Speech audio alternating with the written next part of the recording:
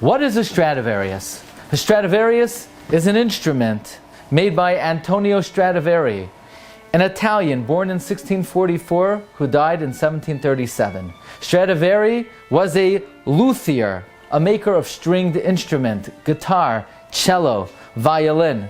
During his lifetime, he crafted more than 1,100 instruments, and of those, 540 violins, 50 cellos, and 12 violas are still in existence. A Stradivarius produces magical tones, unequaled by other instruments. Many luthiers have attempted to reproduce the sound of the Stradivarius, but none have been able to exceed.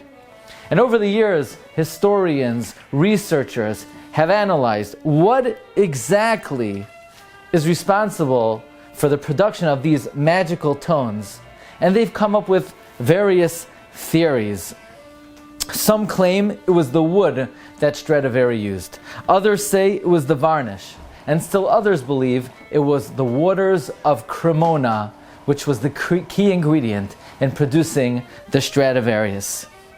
One of the most renowned musicians, violinist today, Joshua Bell, who would play Stradivarius, and about 15 years ago, the Washington Post arranged an intriguing little experiment to test how people react to unexpected, out-of-context art. So they commissioned Joshua Bell to play in a Washington, D.C. subway station to bring his Stradivarius with him. Now, ordinarily, Joshua Bell earns $1,000 a minute. Bell played for 45 minutes, during which time more than 1,000 people passed by. But in the 45 minutes that Bell played in the subway station, only 27 out of the 1,075 passerbys threw a donation in his violin case, netting a grand total of $32. And this experiment created a tremendous sensation. Scores of articles were written to try to explain what happened here. Can people not recognize quality art on their own? Why would people shell out more than $100 to hear Joshua Bell play and not even stop and listen when he plays for free? Does cost add value to something? Or is it all part of our herd mentality? But I believe there's a very important facet of human nature at play over here. And that is, no matter how inspiring, how breathtaking, how powerful an experience may be, it is very difficult for the human mind, for the soul, for the heart, for the emotions to derive any benefit from it, to be moved by it, to appreciate it, without hachana, without preparation. The benefits reaped from any meaningful experience in life is usually commensurate with the preparation that was put in to getting ready for that experience. Otherwise, the most majestic, meaningful experience in this world could be completely lost. Even the music of the greatest musician is lost to one who is not prepared to listen to it. And if this is true in the physical world, it is all the more true in the spiritual world. We all know how difficult it is to have kavanah by davening, and there are many reasons for it. But one of the important reasons for it is we sort of allow ourselves to fall into it. Maybe we'll come slightly late, or even if we come on time or early, but if it's just a function of punctuality and personality, and we don't mentally prepare ourselves to get ready for the experience, one can daven for 15 minutes or an entire shacharis and derive very little spiritual benefit from it. And one of the important reasons is because we are not properly prepared to experience the mitzvah. But if a person would reflect even momentarily what they're about to do, what they're about to embark upon, just to mentally prepare oneself.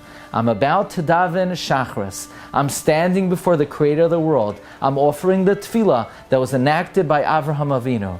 I am humbling myself elevating my Creator. I'm about to thank Him for all the benefits of life that would drastically transform our entire service. Mesilas Yesharim writes in the Perek Yud Zayin Bedarche Kenias HaTahara.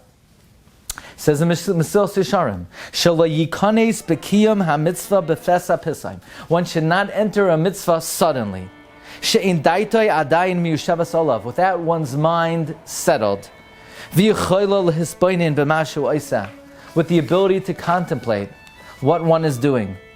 Rather, elo yazmin atzmai ledavar, one must prepare oneself for the matter. V'yachin libay, and prepare one's heart, b'mason, patiently. Ad sheyikanes b'hisboininos, to enter the performance of the mitzvah with contemplation. V'oz yisboinin mahu hoylech lasos, then one will contemplate what they're about to do.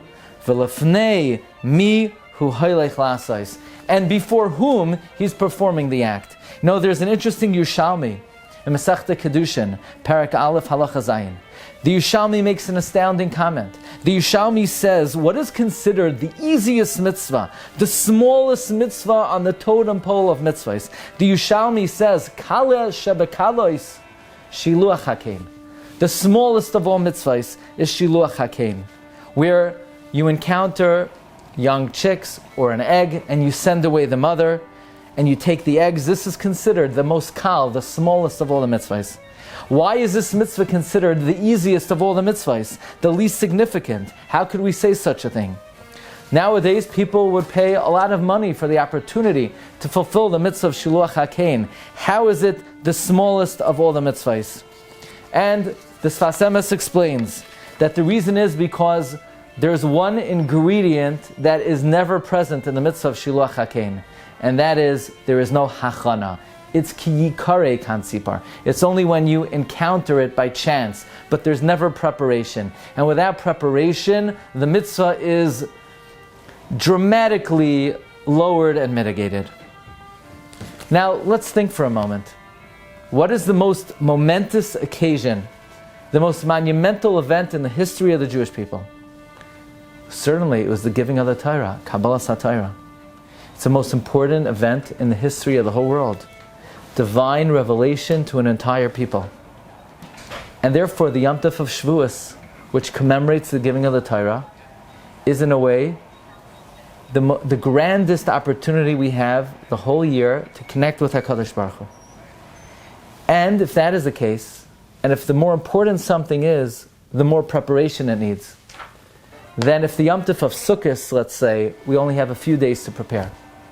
And if the Yom Tov of Pesach, we have 30 days, Shloishim Yom Koydem HaChag, Shoyalim V'Dorshim B'Inyanei Shachag, we start to prepare for Pesach, already Purim.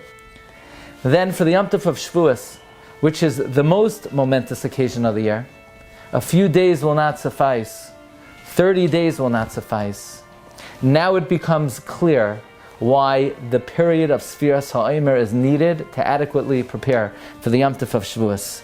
Because what we're able to gain from any spiritual experience in life is commensurate with the preparation we put into it.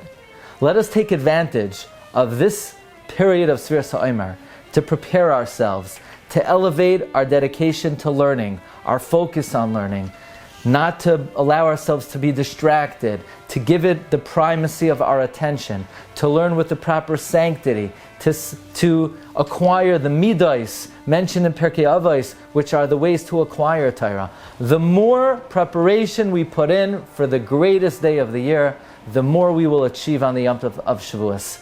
This period of Sefiras HaOmer will help us adequately take advantage of the great day of Matan Torah, Haba Aleinu L'Tova. Wishing everyone a wonderful week and Hatzlacha Rabbah in our quest to prepare for Kabbalas HaTorah.